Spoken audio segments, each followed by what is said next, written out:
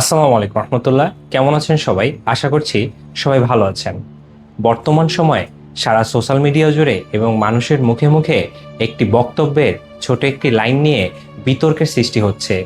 লাইনটি হচ্ছে, ইনকিলাব জিন্দাবাদ বলা যাবে না। বর্তমান বাংলাদেশের বিদ্যুৎ মন্ত্রী আব্দুল হাসান মোহাম্মদ টুকু তার একটি বক্তব্যে এই লাইনটি বলেছেন। তিনি স্পষ্ট করে বলেছেন, বাংলা ভাষায় কথা বলতে হলে ইনকিলাব জিন্দাবাদ শব্দটি কখনই বলা যাবে না।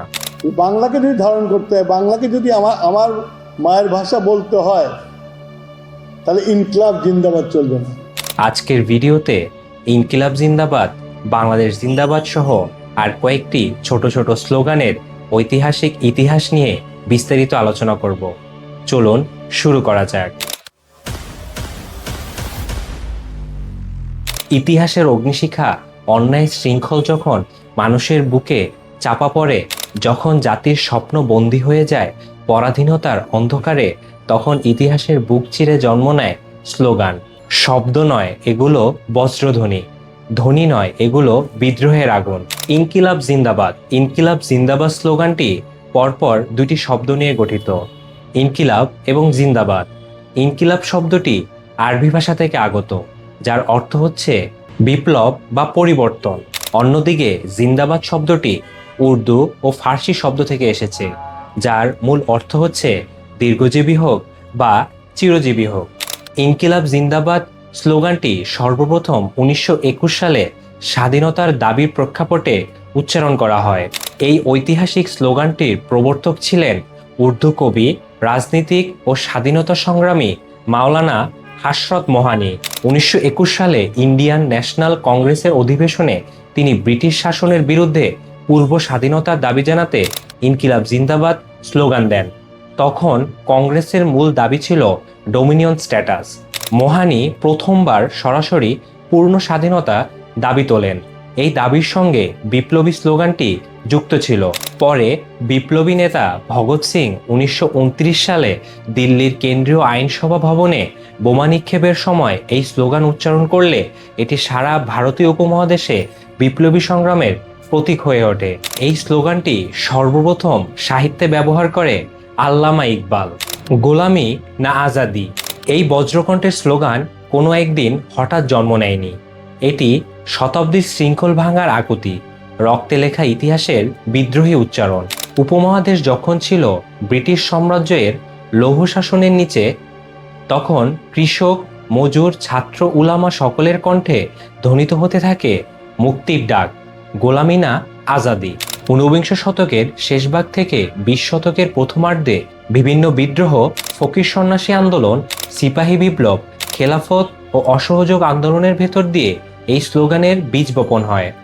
এই দর্শন থেকে জন্ম নেয় তর্কহীন প্রশ্নধর্মী স্লোগান গোলামি না আজাদি, আর জনতা বজ্রধ্বনিতে জবাব দেয় আজাদি আজাদি।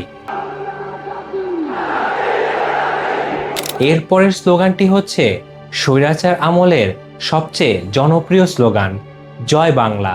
জয় বাংলা স্লোগানটি 7 মার্চ 1971 এক ভাষণ, এক জাতি, এক আগুন শেষে ধ্বনিত হলো জয় বাংলা, যা ওই সময় শব্দের সাথে জেগে উঠেছিল কোটি মানুষের স্বাধীনতার আকাঙ্ক্ষা। সর্বশেষ যে স্লোগানটি নিয়ে কথা বলবো সেটি হচ্ছে বাংলাদেশ জিন্দাবাদ। 1971 সালের 27 মার্চ, উত্তাল ইতিহাসের এক জ্বলন্ত মুহূর্ত।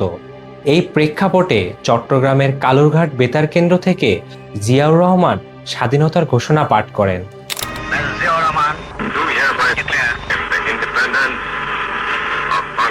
ঘোষণা শেষে উচ্চারিত হয় উদ্দীপ্ত স্লোগান বাংলাদেশ জিন্দাবাদ। সেই মুহূর্তে বাংলাদেশ নামটি ছিল সংগ্রামী স্বপ্নের প্রতীক। রাষ্ট্র তখনও আনুষ্ঠানিকভাবে জন্ম নেয়নি, কিন্তু জাতির হৃদয়ে রয়েছিল তার অস্তিত্ব। এই স্লোগানগুলো পরবর্তীতে 2024 সালের জুলাই আন্দোলনে ব্যাপকভাবে উচ্চারিত হতে থাকে। ইনকিলাব ইনকিলাব, ক্ষমতা না জনতা, ইনকিলাব ইনকিলাব। সময়ের পরবর্তীতে জুলাইয়ের পরপরই মানুষ জানতে পারে ইনকিলাব জিন্দাবাদ, বাংলাদেশ জিন্দাবাদের মূল রহস্য কি। ইনকিলাব জিন্দাবাদ স্লোগানটি জুলাই অভ্যন্তরীণ সময় শহীদ শরীফ ওসমান হাদি এটি বেশি উচ্চারণ করেছিল, যার ফলে জুলাই আন্দোলনে এটি ব্যাপকভাবে ব্যবহৃত হয়।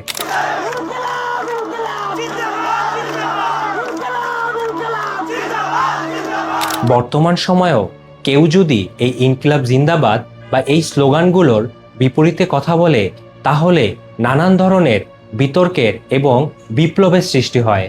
তাই সকলকে আহ্বান জানাবো, এরকম বিতর্কিত বক্তব্য বা এমন কোনো কথা না বলি যা তরুণ প্রজন্মকে পরবর্তীতে আরেকটি বিপ্লবের সৃষ্টি করতে বাধ্য করে।